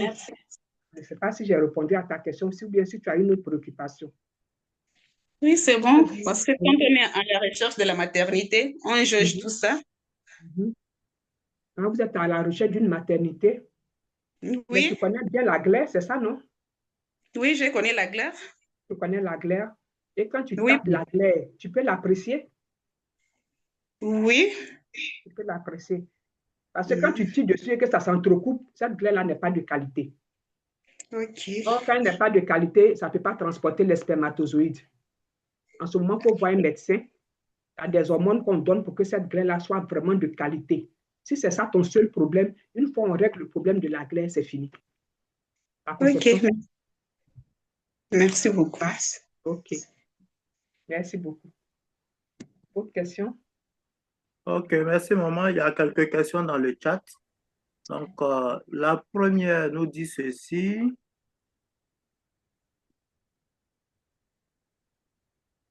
Merci, seules les méthodes naturelles ont été exposées. Quelles sont les conséquences du dispositif intra-utérin, encore appelé stérilet? D'accord. Je réponds en même temps? Oui, s'il vous plaît. D'accord. Ok, comme le thème, c'est juste les méthodes naturelles, sinon le dispositif intra-utérin, encore appelé le stérilet, ça, c'est les méthodes, ça fait partie des méthodes, comment on appelle, médicales. Ça fait partie des méthodes médicales. Les conséquences, je pense qu'avant de poser un stérilet, il y a un interrogatoire qu'on fait à la femme. Et cette femme-là ne doit pas être exposée aux infections, puisque c'est dans l'utérus qu'on pose le stérilet. On pose le stérilet dans l'utérus et on laisse sortir les fils du stérilet dans le vagin. Les conséquences, ça peut être favorable comme défavorable. Hein. Dans quel sens? Les conséquences favorables du stérilet, c'est que contrairement aux autres méthodes chimiques qui interfèrent dans le sang, le stérilet, lui, son action est locale. C'est-à-dire qu'il empêche les spermatozoïdes de traverser la filière utérine pour avoir accès aux trompes et puis atteindre l'œuf. C'est local. Aujourd'hui, il y a des stérilés aussi qui interfèrent dans le sang, mais la plupart des stérilés qu'on connaissait avant, son action est locale. Donc, souvent, les femmes qui ont des organismes qui sont contre-indiqués aux méthodes chimiques, c'est le stérilet qu'on leur propose. Et le stérilet, il n'interfère pas dans le sang. Seulement qu'il a des exigences. À chaque menstru, il faut vérifier la présence des fils. Parce que le flux menstruel peut sortir le dispositif. Les femmes qui saignent beaucoup, lorsqu'on place un stérilet, pendant le saignement, le stérilet peut sortir. Elles peuvent ne même pas se rendre compte. Et tu peux penser que ton stérilet est encore là. Et tu as les rapports, voici une grossesse. Donc, ce genre de femme, à chaque règle, on demande de vérifier la présence des fils.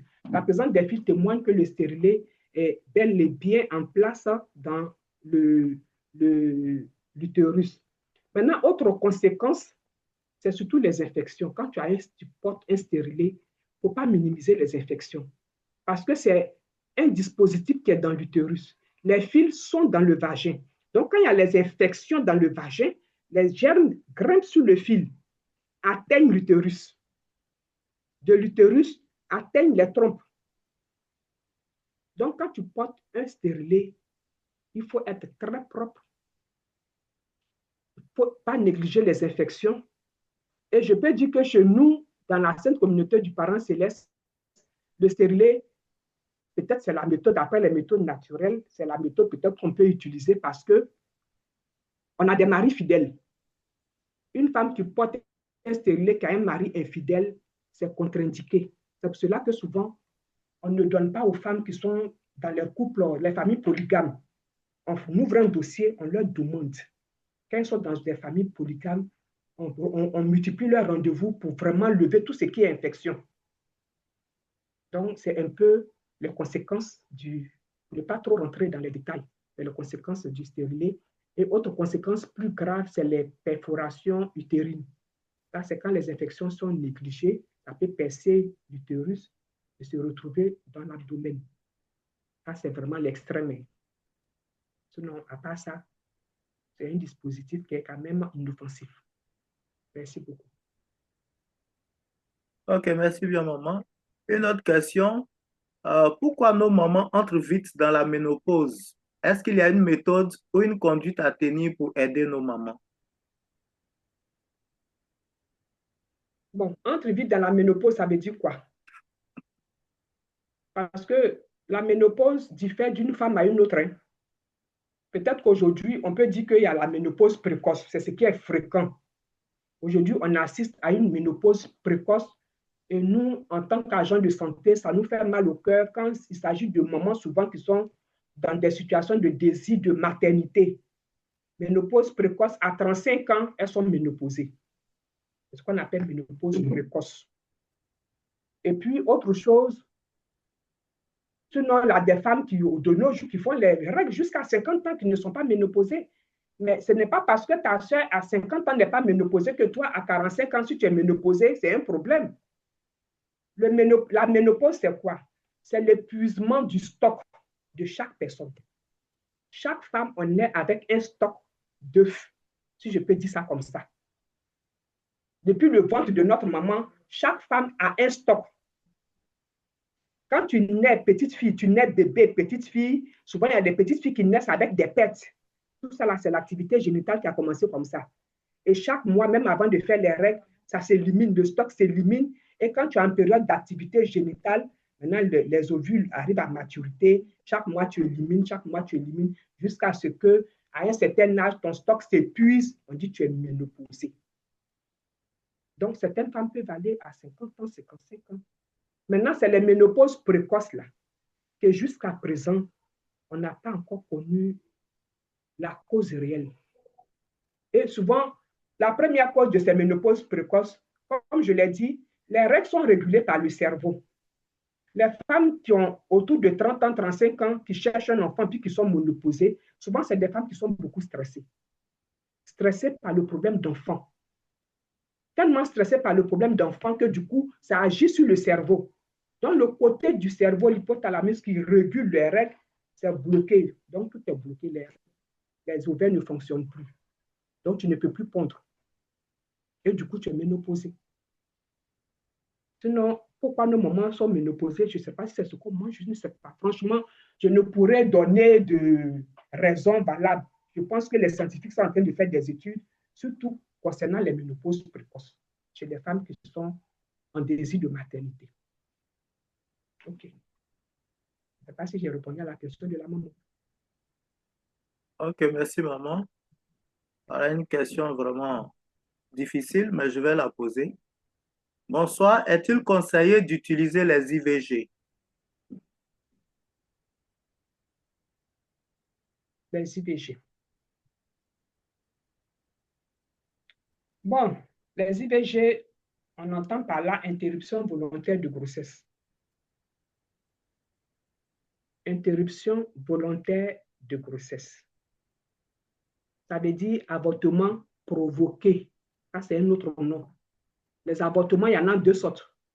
Il y a les avortements provoqués et puis les avortements spontanés. Ça, c'est ce qu'on appelle les fausses couches. Mais les IVG, ça, c'est les interruptions volontaires de grossesse. Même au niveau de la Côte d'Ivoire, c'est condamnable. Bien sûr, il y a des pays où c'est légalisé, hein, mais ici en Côte d'Ivoire, si tu as fait ton IVG qu'on ne t'a pas vu, c'est pour toi. Mais si quelqu'un a vu et puis on a porté plainte, on te condamne parce que c'est un meurtre. Donc, si déjà même au niveau de la loi d'un pays, c'est condamnable, à plus forte raison, nous qui voulons restaurer le monde. Et c'est pour ne même pas arriver à ces IVG qu'on parle soit des méthodes de contraception. Si naturel n'arrange pas, j'aurais préféré chimique que d'arriver à IVG. Donc, je pense que le révérend Begré est là. Il peut peut-être ajouter quelque chose. Sinon, selon la loi de Côte d'Ivoire en matière de santé, les IVG sont condamnables. Nous-mêmes, quand une femme vient nous trouver et qu'on sait que sa grossesse qui est en train de tomber là, ce n'est pas spontané, que c'est provoqué, souvent les médecins même les laissent souffrir parce que ce n'est pas normal de le faire. Ça ne doit pas être fait. Donc, voilà, je laisse la parole à Révérend pour ajouter quelque chose. Merci beaucoup. Effectivement, à ce niveau, au niveau de la sainte communauté, l'avortement n'est pas autorisé. L'avortement est plutôt interdit, voilà, et condamné par la loi des différentes républiques, je pense, dans la plupart des pays en Afrique.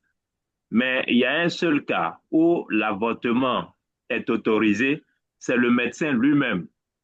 Quand il voit que la grossesse menace la vie ou la santé de la mère, le médecin lui-même alors, je ne sais pas trop en médecine comment on appelle ça, mais le médecin lui-même. Thérapeutique. Papa, c'est une interruption thérapeutique. Voilà, voilà. Le médecin thérapeutique de grossesse, c'est même pas le même thème.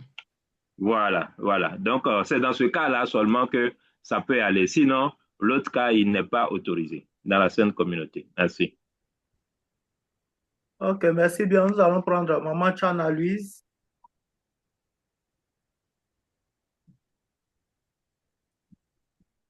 Donc, papa, excuse-moi. Hein. Excuse-moi, papa Yobo. Oui, maman. Pour l'intervention du révérend, le cas où le médecin décide d'arrêter la grossesse parce que la vie de la maman est en jeu, on appelle ça une interruption thérapeutique de grossesse. D'accord. Voilà. C'est bien noté. Là, Merci. Merci pour la parole. Merci aussi pour ces enseignements très riches sur ces méthodes naturelles. Je voulais savoir si une femme ménopausée de plus de 55 ou 50 et plus peut constater la glaire, c'est-à-dire une glaire cervicale très limpide et glissante. Si oui, alors comment peut-elle éviter une grossesse? Merci beaucoup. En fait, avant que la femme ne soit ménopausée, on parle de la préménopause. Et lorsque les règles ne viennent pas de façon continue pendant 1 an, on déclare cette femme ménopausée. Mais cette femme ménopausée-là, les hormones féminines sont encore souvent là. Donc, cette femme-là peut constater de la glaire. Et cette femme qui constate de la glaire, bien qu'elle soit ménopausée, peut contracter une grossesse. Bien qu'elle soit ménopausée. Parce que pour qu'il y ait les règles, malgré que la femme soit ménopausée pendant 1 an, il peut avoir une ponte ovulaire de façon, comment je peux dire ça, de façon inopinée. C'est-à-dire qu'on ne s'attend pas. Puis il y a une ponte ovulaire, puisque l'activité ovarienne est encore là un peu. Donc, quand il y a la ponte ovulaire, cette femme-là, dans sa ménopause, même durant 1 an, et on a eu des cas comme ça, où, se disant ménopausée, constate que le ventre grossit, et on l'examine, on se rend compte qu'elle porte une grossesse de souvent 3 mois. Ça arrive. Donc, dans ce genre de cas, malgré la présence de la glaire, il faut associer les 3 méthodes. Au cas où on veut avoir recours à la méthode naturelle, il faut associer la méthode de la glaire, plus, comme on appelle la méthode de température, et puis la méthode du calendrier. Calendrier, on peut dire que le calendrier n'est plus là puisqu'il n'y a plus de règles, mais la température et la glaire. On peut associer ces 2 méthodes-là. Et puis, essayer de se contrôler pour ne pas. Parce que pour une femme ménopausée qui peut tomber enceinte parce qu'elle a la glaire, lorsqu'elle tâte sa glaire, le col n'est pas entrouvert. C'est ça qui fait la différence de la femme ménopausée qui voit la glaire et de la femme en activité génitale qui voit la glaire. La femme en activité génitale qui voit la glaire, quand elle met le doigt dans le vagin, au niveau du col, le col est un peu entrouvert. Mais dans le cas de la femme ménopausée, le col est hermétiquement fermé malgré la présence de la glaire. Et souvent, même cette glaire n'est pas de qualité. Mais si elle voit que malgré la ménopause, le col est un peu entrouvert, qu'elle prenne ses précautions. Si elle ne veut pas être surprise par une grossesse à l'âge de 55 ans. Maintenant, si c'est une femme qui cherche enfant, merci beaucoup. Alléluia. Dieu merci, jusqu'à 55 ans, elle peut toujours concevoir. 55 ans, c'est beaucoup, hein? Oui, mais c'est beaucoup. Mais quand tu cherches un enfant, tu te dis que même à 100 ans, tu peux faire. Hein? Mais si tu l'évites, si tu n'en veux pas. Non, si tu n'en veux pas, c'est autre cas. Hein? Voilà. Je parle de nos soeurs qui désespérément cherchent, mais là, j'ai avancé. Voilà. Mais si tu n'en veux pas, tu mais prends il n'y a pas un produit pour ça, pour arrêter cette glaire-là. Bon. Souvent, c'est des hormones qu'on donne. Hein? Il y a des produits chimiques qu'on donne. D'accord. Merci. Il y a des produits chimiques qu'on donne jusqu'à ce que l'hormone tarisse. Toutes les femmes n'ont pas les hormones qui tarissent en même temps. Hein? Ça, c'est une loi, je ne sais pas si on peut appeler ça loi divine. Hein? Chaque femme réagit en fonction de son corps. Bon, merci beaucoup. Ok, merci, maman.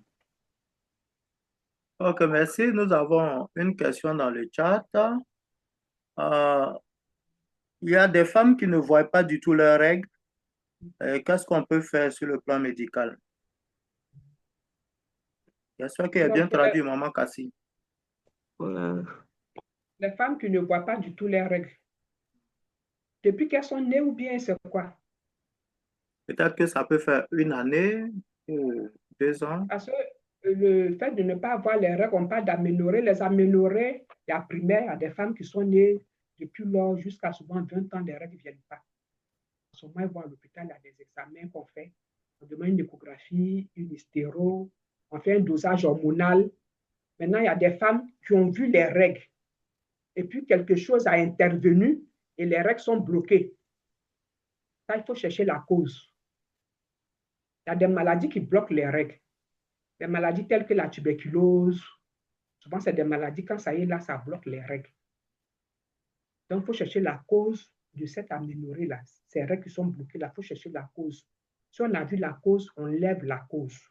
Une fois la cause est levée, les règles vont venir. Donc, quand les règles ne viennent pas, 1 mois, 2 mois, pour une femme qui est dans un couple, va penser que c'est une grossesse. Elle fait un test, ce n'est pas une grossesse. Déjà, elle doit se rendre à l'hôpital parce que ça peut cacher une maladie. Il y a des maladies même de l'utérus aussi qui bloquent les règles. Donc, quand c'est comme ça, mieux vaut se rendre le plus tôt possible à l'hôpital pour vraiment déceler la cause de cette aménorrhée-là, puis chercher à traiter rapidement. Sinon, il y a des médicaments. Si la cause est connue, il y a beaucoup de médicaments pour faire venir les règles. Ok, merci maman. Nous allons prendre la dernière question. Monsieur Amouzon, vous avez une question?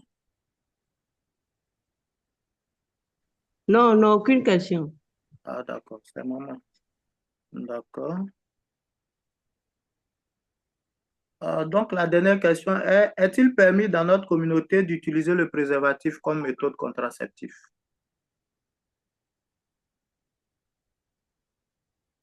OK. Le préservatif, ça ne fait pas partie des méthodes naturelles, mais quand j'énonçais les méthodes naturelles, j'ai dit que toutes les méthodes-là ne protègent pas contre les IST et puis, comme on appelle le VIH, SIDA et les maladies sexuellement transmissibles. Maintenant, le préservatif, on le met dans la catégorie des méthodes mécaniques, comme le stérilet. Les méthodes contraceptives médicales, il y a chimique, il y a mécanique. Donc, les préservatifs, que ce soit féminin comme masculin, se retrouvent dans la catégorie des méthodes mécaniques. Bon, est-ce que ça s'utilise ou pas? On peut les utiliser quand on se rend compte que la femme ou bien l'homme a une maladie qu'on doit traiter, soit les deux s'entendent pour ne pas avoir les rapports, une maladie sexuellement transmissible, hein, voilà, qu'on doit traiter. En ce moment, on conseille les préservatifs parce qu'il ne faudrait pas contaminer l'autre. Sinon, on conseille plutôt l'abstinence jusqu'à ce que le traitement du conjoint ou bien de la conjointe soit terminé. Mais au cas où ça ne peut pas attendre, on utilise les préservatifs. Maintenant, utiliser ça comme méthode de contraception, ça aussi, je laisse l'appréciation à notre révérend. Les familles bénies, est-ce qu'on peut utiliser ça comme contraception pour le couple chez qui les méthodes naturelles, vraiment, c'est difficile. Est-ce qu'on peut utiliser les préservatifs? Si oui, Voilà, il faut savoir aussi l'utiliser. Parce qu'il y a des grossesses sur préservatif. Donc, révérend. Merci beaucoup. Encore une fois, ce sont les méthodes naturelles qui sont vraiment conseillées. Comme la maman l'a dit, si vos méthodes naturelles, malgré tous vos efforts, ça ne marche pas, peut-être que le préservatif peut être un moyen. Mais le préservatif lui-même, voilà, n'est pas aussi, parce que quand vous l'utilisez, peut-être c'est pour ne pas faire d'enfants maintenant. Mais je crois que le préservatif lui-même, il a des défauts dans ce sens-là. Hein, docteur, sur votre contrôle, hein. Voilà, c'est-à-dire que selon des scientifiques, ils présentent des perforations. Donc, quand bien même vous pouvez l'utiliser pour éviter une grossesse, mais la femme peut se retrouver quand même enceinte. Docteur, c'est sous votre contrôle que je parle. Hein. C'est pour cela que j'ai parlé de mauvaise utilisation. C'est tout comme les méthodes, c'est-à-dire les méthodes que ce n'est pas nous-mêmes, les praticiens, qui mettons, et que c'est les utilisateurs qui le font à la maison. Quand c'est mal utilisé, ce n'est plus fiable. Hein. Si tu n'as pas bien posé le préservatif, tu seras surpris que souvent, même après les rapports, il est perdu. Le préservatif peut se perdre, oui. En même temps, tu vas le rechercher dans la femme. En le recherchant dans la femme, il se renverse et puis voici grossesse. Parce que le préservatif est perdu ou bien soit c'est percé. Parce que ça a été mal utilisé. Donc, il y a tout ça. Si c'est vraiment ça qu'on doit utiliser, il faut aussi former là-dessus. Montrer comment ça s'utilise. Et il y a beaucoup de défauts de fabrication aussi de préservatifs. Bien sûr, toute œuvre humaine. Bien sûr. OK, donc c'est un peu ça. OK, merci. MC, vous retourne la parole. Merci beaucoup pour toutes vos questions. J'espère que tout le monde a été satisfait et que toutes les questions ont été répondues. Alors, applaudissons très fort pour nous-mêmes. OK. À présent, nous passons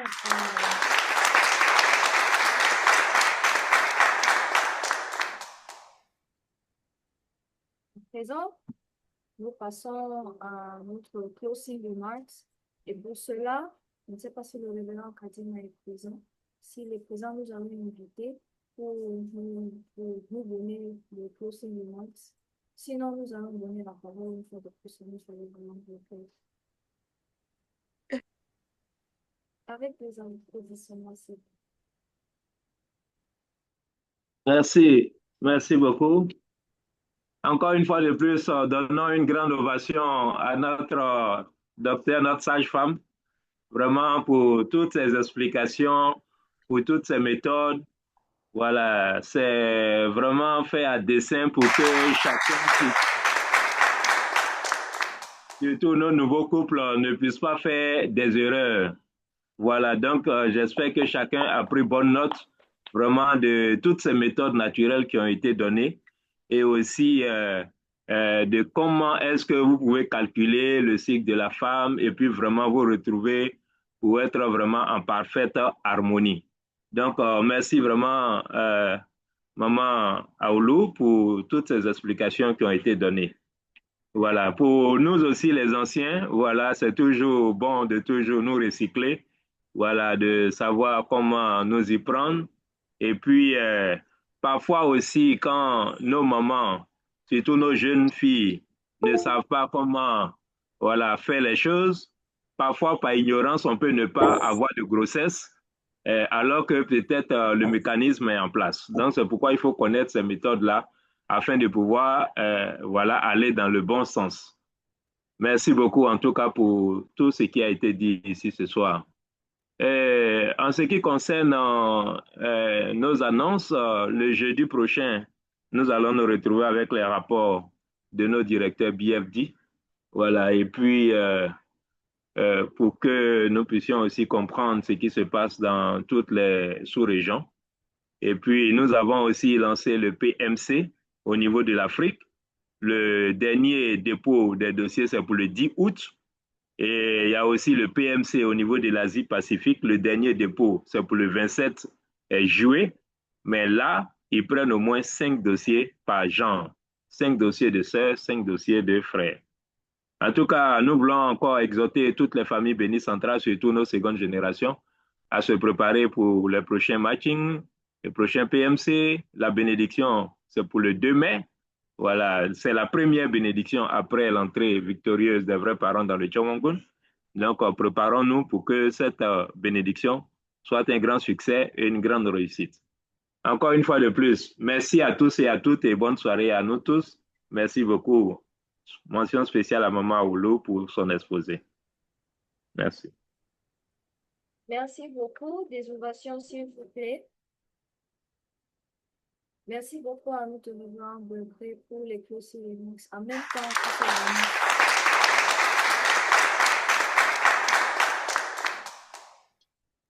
merci, nous te rendre prêts pour le closing remarks. En même temps, ces annonces très importantes.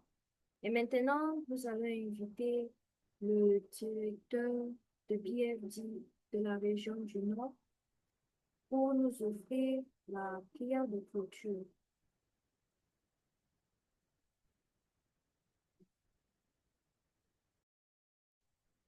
Donc, je prends la parole.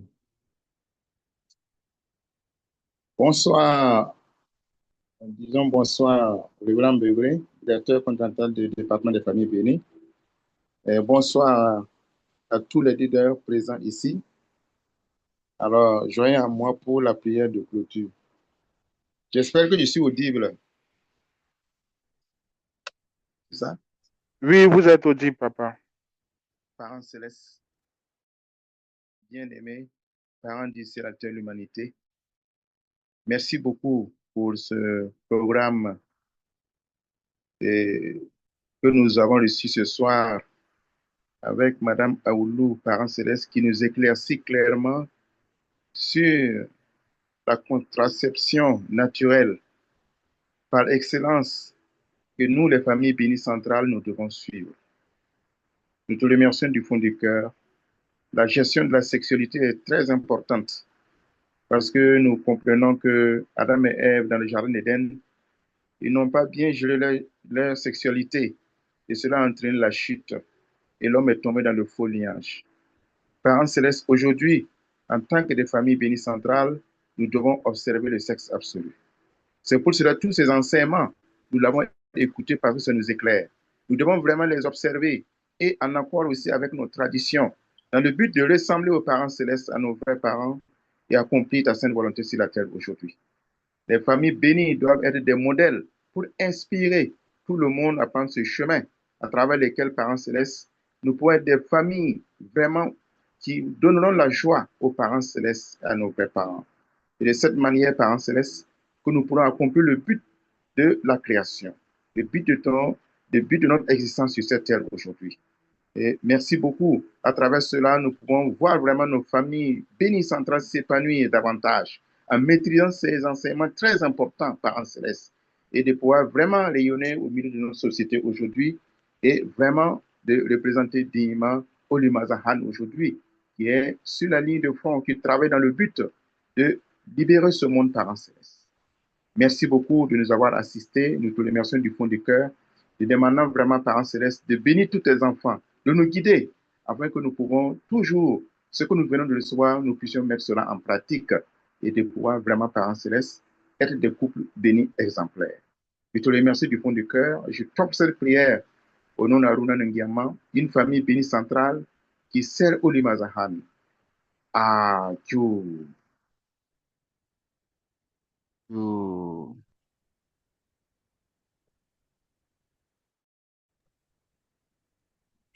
Merci beaucoup pour la prière de clôture. Nous sommes à la fin de notre session de ce soir et tous ensemble, nous allons offrir tout ceci à notre parents céleste, à notre chef de parents. Pas une révérence partielle pour ceux qui sont devant leur écran et pour ceux qui sont dans les salles, veuillez vous lever pour cette révérence partielle. Chonjo, Chonjegi, Champumanike, Kyombe, Bao. Si gloria a notre Révérend Prince de notre Père.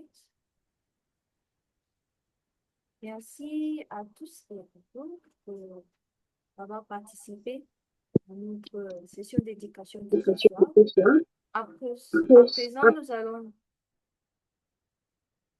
À présent, avec l'aide de notre équipe technique, vous allez immortaliser ce moment en faisant des photos. Alors, nous allons sourire, plus beau sourire, et faire nos plus belles petits cœurs.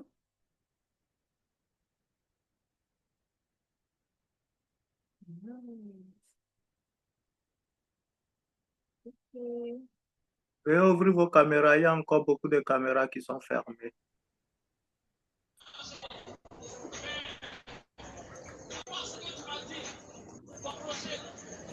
Le petit cœur. Toujours le petit cœur.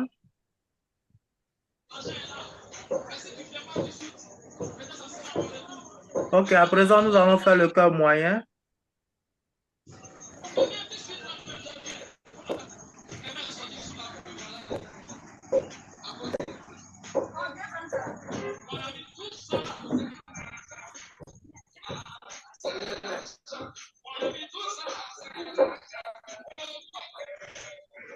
Ok, merci beaucoup. Merci infiniment.